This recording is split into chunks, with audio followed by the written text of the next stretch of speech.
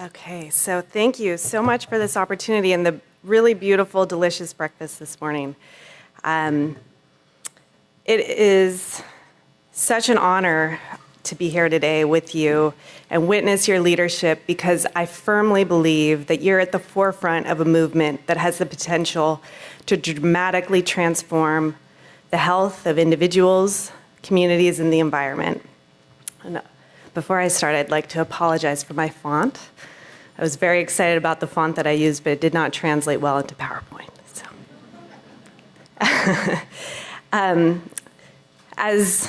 As Ravi mentioned, I'm the co-founder and executive director of the Center for Good Food Purchasing.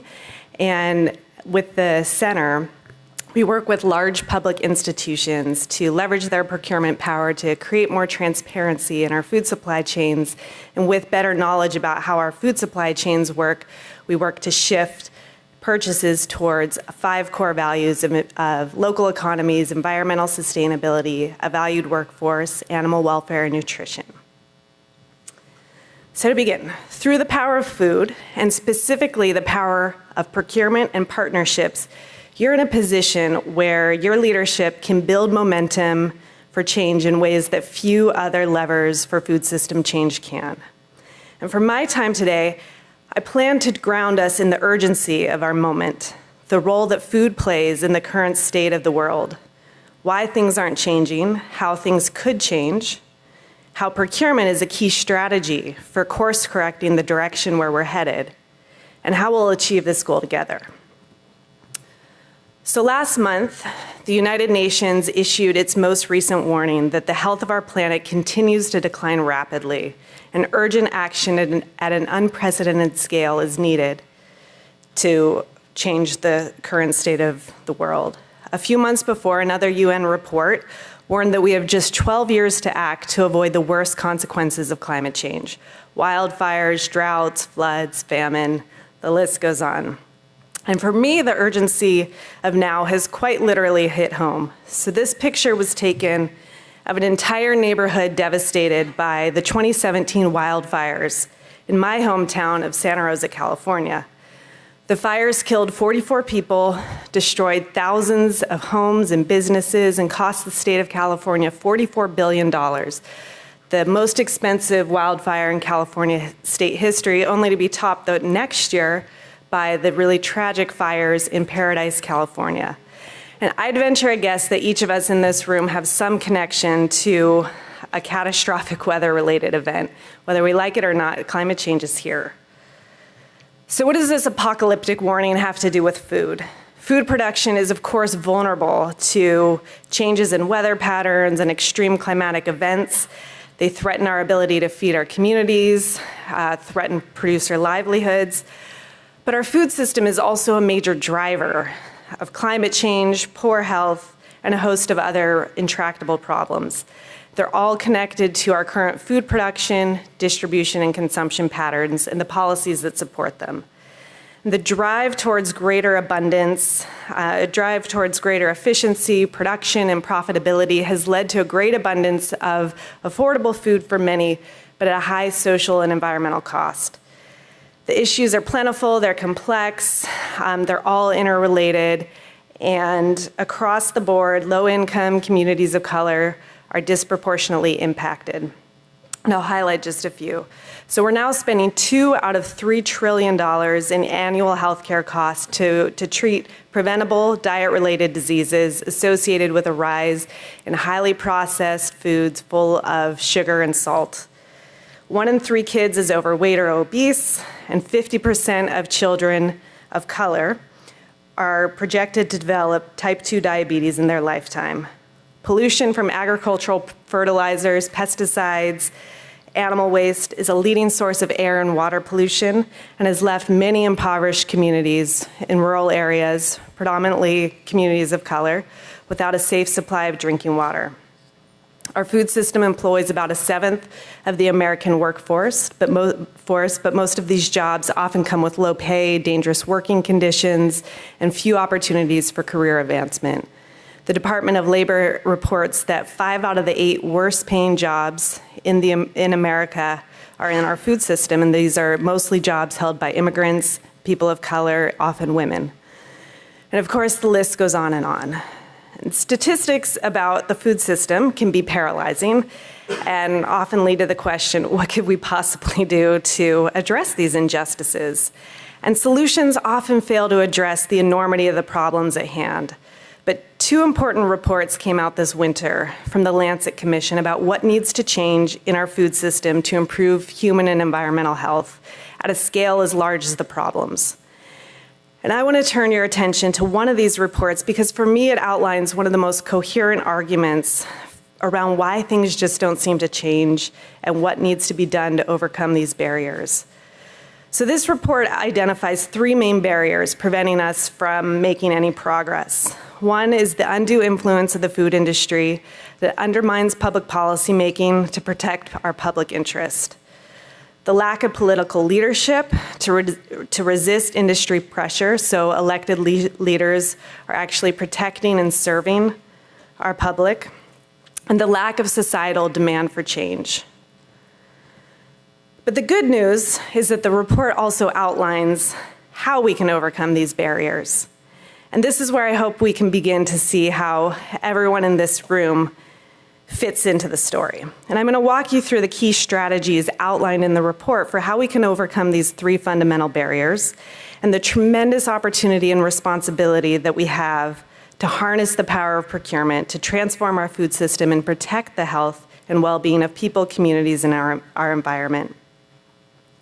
So the first strategy is to focus on cross-sector collaborative solutions that achieve multiple benefits at once.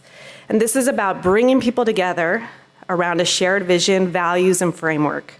The food that we eat is inextricably linked to the system that produces it. And if we want to change the food on our plates, we have to change the system. And systems change is work that we cannot possibly do alone.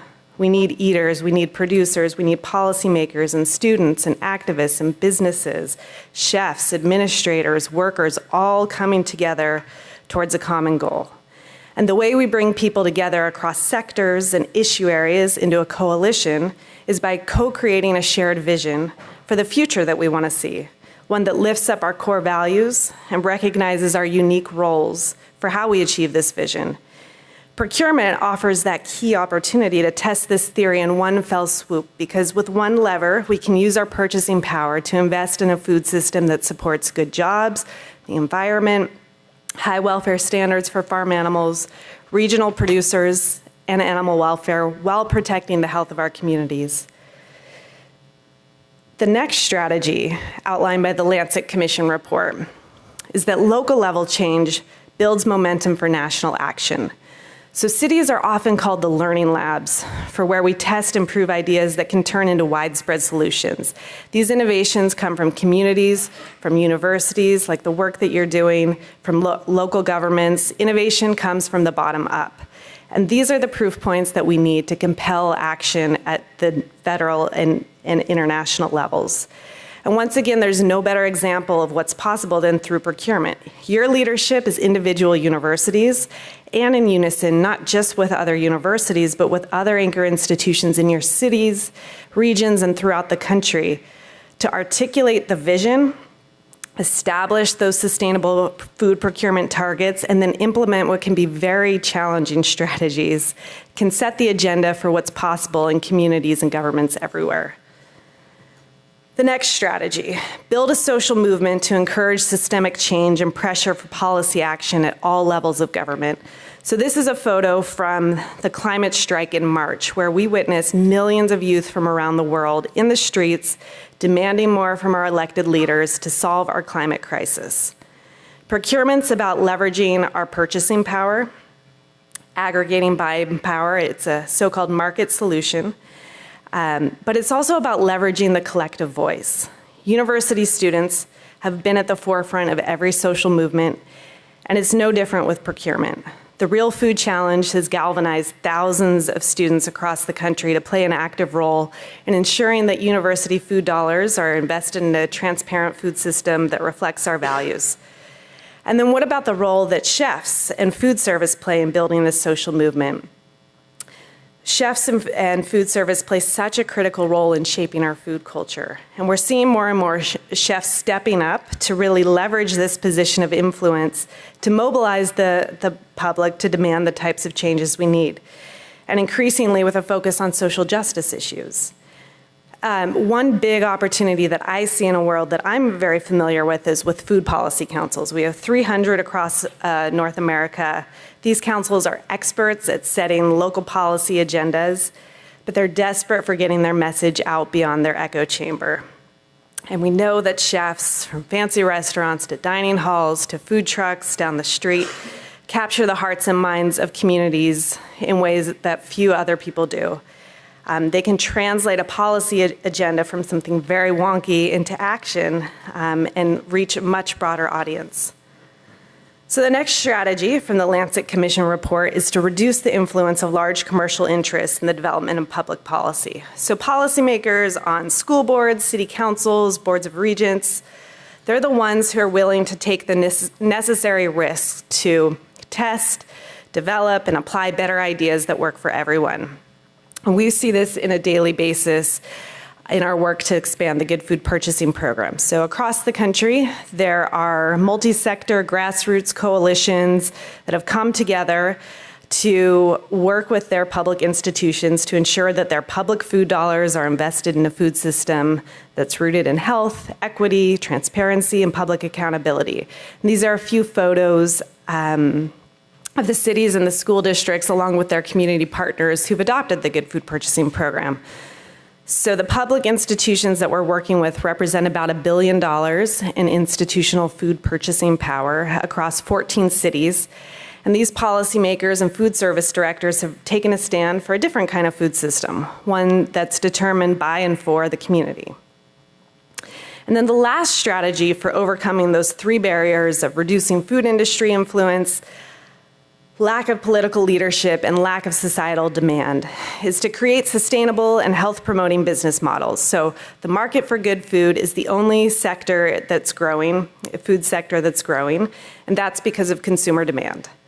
The market for good, Americans are connecting the dots between the food that they purchase and their health, the environment, local economies, farmer well-being, justice for food workers, and institutional food procurement actually helps to build that market so these healthy and sustainable businesses can thrive and meet that consumer demand. The investments that you're making are not easy, they're often invisible, but they're critical for moving the needle. And I'll take just a moment to share one story from our work to help illustrate this point. So one of our key partners is the Los Angeles Unified School District. They're the largest buyer of food in the city of LA with a budget of about $130 million a year.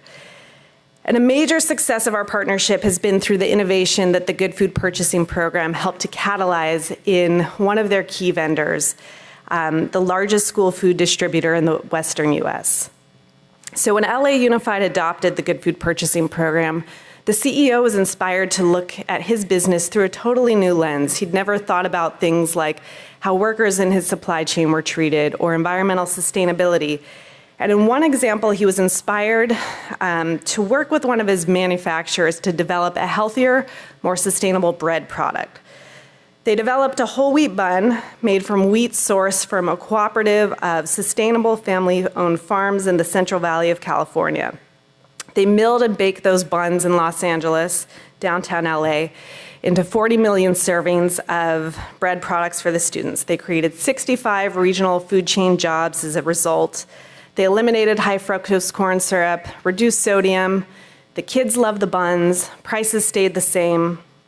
And the bread products not only make their way onto 650,000 LA Unified students' plates, but into hundreds of other school districts outside of LA, showing the ripple effects that one institution can have through their commitment. And this example also highlights the complexity of the food system and how many decision makers along the supply chain have to be brought along to make those changes. Across the world, leaders in cities and countries are urgently coming together to address climate change, which include the impacts of food production and consumption patterns on our environment, on our health, wage inequality, and much more. And these are a few of the international frameworks and pacts that intersect with food and the work that you're doing. Is anyone familiar here with the Milan Urban Food Policy Pact? Okay, one, and I know her. So if you're not familiar, you may not realize that some of your work is potentially being included in your city's reporting if they've signed on to the pact, as many cities across the world now have. So pacts like the Milan Urban Food Policy Pact include ambitious goals with a focus on setting measurable targets, primarily centered around the United Nations Sustainable Development Goals. And in every food pact, food procurement is identified as a key strategy for meeting those sustainable development goals. Your universities and other anchor institutions in your cities are the ones who are actually responsible for helping your cities meet these purchasing goals, or these goals set by, established by setting strategy and measuring progress in reaching these targets. And that's obviously a huge responsibility, but it underscores the importance of your leadership. As individuals, you can have a big impact in your community, and then collectively, institutional procurement shifts in your cities and across the country can reach a scale that can lead to the massive change we need. Think about this. The institutional food service market spends at least $120 billion on food each year, 30 billion in university dining. And in this room alone, your aggregate food purchases are likely to exceed $1 billion. I'm not quite sure, maybe more. And imagine the impact if all of those food dollars were invested in a food system that reflect our shared values. Along those lines, I would love to take a moment for us to just imagine together what the potential could be on the health of individual communities and our planet. So with the next set of slides, we put together some more back-of-the-envelope calculations using methodology established by some of our research partners to help paint the picture of the potential of our collective procurement power. I've organized the numbers around our 5 values and used figures from our initiative because I had access to those numbers. It's just an example to help us dream a bit together and give you a taste for what's possible. So imagine the impact if our billions of food dollars were collectively invested in our local economies, supporting small and mid-sized producers, producers of color, young farmers, women. Currently, our participating institutions spend close to $900 million a year on food. The average amount spent locally is about 13%. But what if those institutions made a commitment to sourcing 25% locally? That would be about $225 million invested in their local economies, with an extended economic impact of between $250 to $700 million, depending on the multiplier you use. And if 100% of their food dollars were invested locally, the extended impact would be between $1.4 to $2.8 billion. And then apply that to $120 billion. Imagine the impact if we collectively invested our billions of food dollars from suppliers that employ sustainable, regenerative production practices that reduce pesticides and fertilizers, protect our biodiversity and our soils, and increase menu options that have lower carbon and water footprints. We estimate that all of our 28 participating institutions if they reduce their animal protein purchases by about 10%, this would translate to a carbon footprint reduction of about 20%, which would be the same as removing over 4,600 cars off the road in 1 year. And an equivalent water footprint reduction would be the same as eliminating 3.4 billion water bottles from their supply chains. And now imagine the impact if we collectively invested our billions of food dollars in businesses that pay living wages, provide safe and fair workplaces, and a voice on the job for frontline food and farm workers. Out of the 20 million workers in the food supply chain, as many as 6 million are low-wage earners within institutional food supply chains. In one good food purchasing supply chain, we saw the program used as a tool to help win a 40% wage increase in benefits to 320 workers. Now imagine if this benefit was extended to all 6 million low-wage earners, leading to decreased food insecurity, an ability to afford housing, health insurance, paid sick leave, Economists who've studied wage increases for low-wage food workers estimate that a 40% wage increase that could lift workers and their families out of poverty doesn't necessarily cost consumers much. It's about $15 additional in food costs per year per household. And then imagine the impact if we collectively invested our billions of food dollars on food products that promote health and well-being by offering generous portions of fruits and vegetables, nuts, legumes, whole grains, minimally processed, culturally relevant foods, and the impact that we can have on our individual health. We estimated that if the 11 school districts that we work with across the US were able to eliminate processed meats from the menu and increase servings of fruits and vegetables, up to 725 cases of colorectal cancer per high school graduating class could be avoided across these school districts. And then finally, imagine the impact if we collectively invested our billions of food dollars into suppliers that provide healthy and high welfare standards for farm animals. While this is an animal welfare strategy, responsible livestock production is also a key public health strategy. Strategies like purchasing meat produced with a responsible antibiotic usage may contribute to reducing antibiotic-resistant infections and corresponding medical costs. An issue that the World Health Organization has deemed as the greatest public health threat of our lifetime. Even a 1% reduction in antibiotic-resistant infections, aided by sourcing meat produced without the routine use of antibiotics, could result in $200 million in medical cost savings. So I hope this exercise gave you a glimpse of the potential impact we can have together. And as I begin to wrap up, I just want to bring us back to where we started and ground us in the moment that we're in and the opportunity and responsibility in front of us.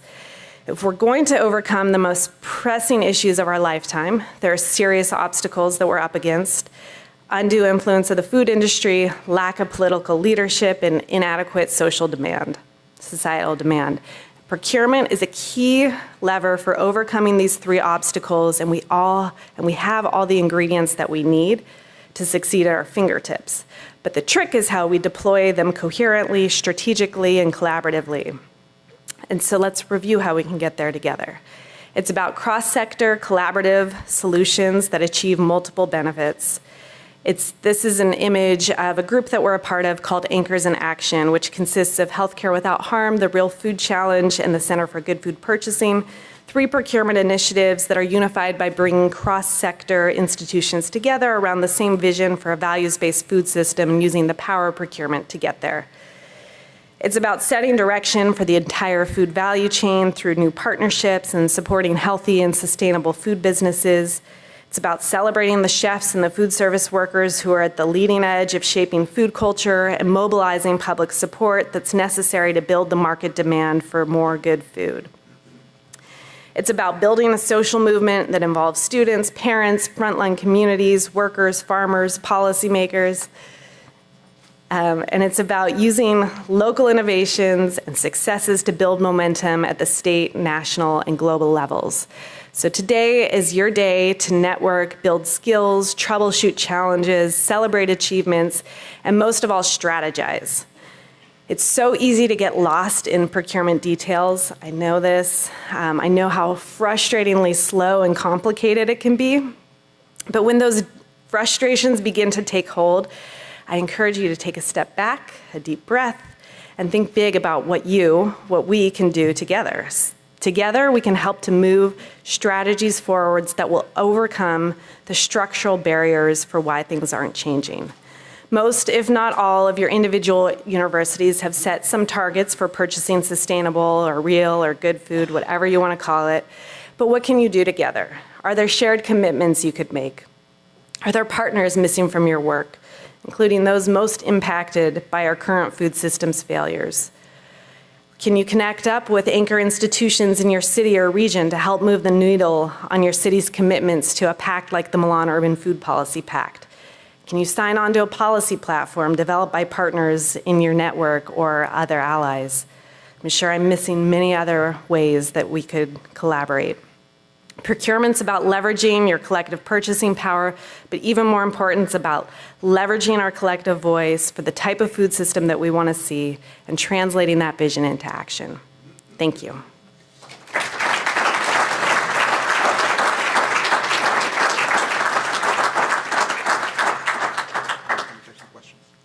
Oh, sure, if we have time. We have some time for questions if there is from the audience. Yes, right there. Appreciate if you say your name and where you come from before you ask the question. Yeah. My name is Elliot Schwab. I'm an MBA and Masters of Sustainability, or future Masters of Sustainability student here at the University of Michigan. I had a question. You talked a lot about scaling sustainable food producers. What's your, I guess, take on shifting food producers that aren't sustainable to becoming more sustainable? And do you prefer one method over the other? I think it needs to be both. It's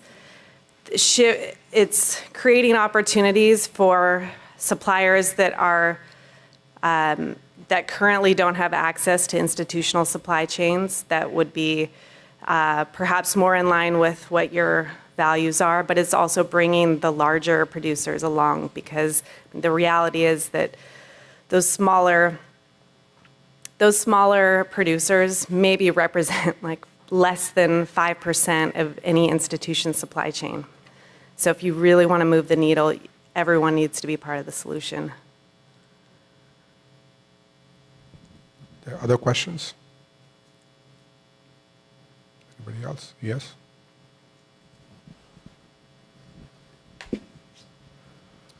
My name is Marcus Carson. I am the Sustainability Director for Duke Dining. You, I think rightly so, talked about not getting lost in the weeds and taking a step back when you need to. But is there, to kind of lean into that a little bit, is there a detail, a small project, a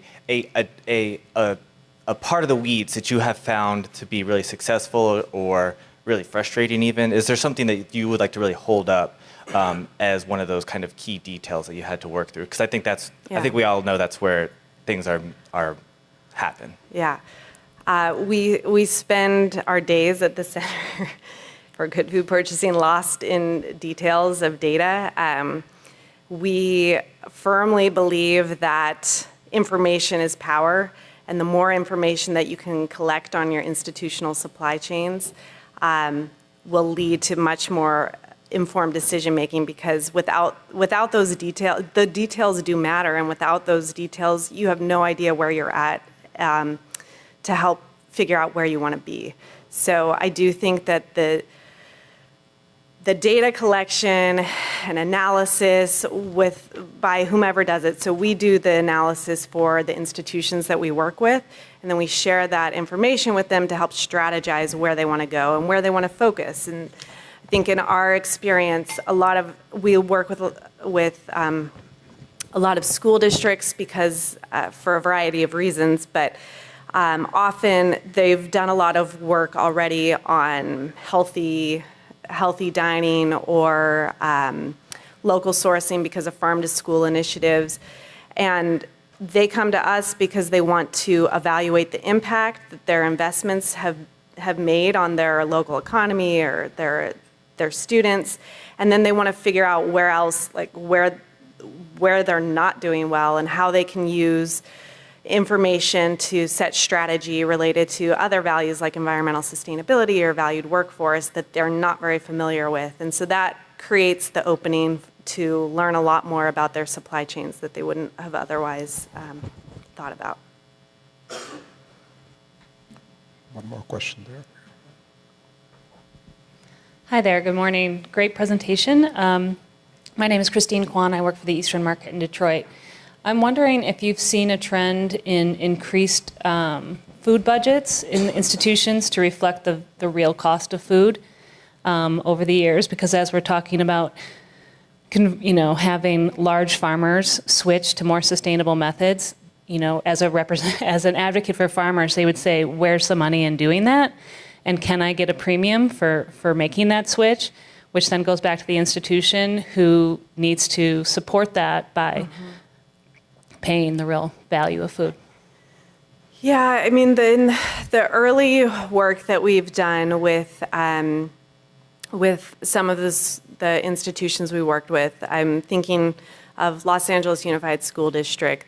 The shifts that they made were some of the easier shifts, like looking at where their current food dollars were going outside of their region and making some of the easy changes that don't necessarily cost more money, or looking to see which suppliers in their supply chain had really serious labor violations. And so there are some strategies that can be implemented without an impact on the budget.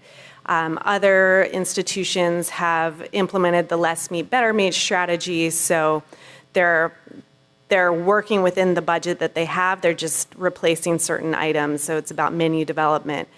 And then in other places, we've seen many states, I think Michigan is one of them, that provide additional cents per plate, per meal served for purchasing good food. And those are really key, especially in the work of school districts. They're getting so little money for every meal that they serve that the only way that we're going to be able to move the needle here is for more money, with more money to reflect the true cost of food. Hi, my name's Joe Meese with Food Logic. I was wondering, from a procurement standpoint, do you have, or does your organization have a master supplier, local good food database that all these folks can better connect with these local good food suppliers? Yeah, so we do have a master supplier database, and that's come from collecting a ton of data from the institutions and working with community partners to understand who the, good food suppliers, if you want to call them that, in their region are. We don't have anything like a preferred supplier list, but we are able to share data sets with our institutions to say, okay, here are all the suppliers you're purchasing from. These are the ones that help you score really well in our program. These are the ones that aren't really you're buying a lot of this type of product, but none of your suppliers really reflect any of these attributes, these good food attributes. Here are some suppliers in your region that might help you move the needle here. And here are some suppliers that other institutions have had success in working with. So it's a lot of sort of iterating with the institution and customizing based on what their needs are. Thank you so much, Alexa. Thanks, Really appreciate everybody. that. Thank you.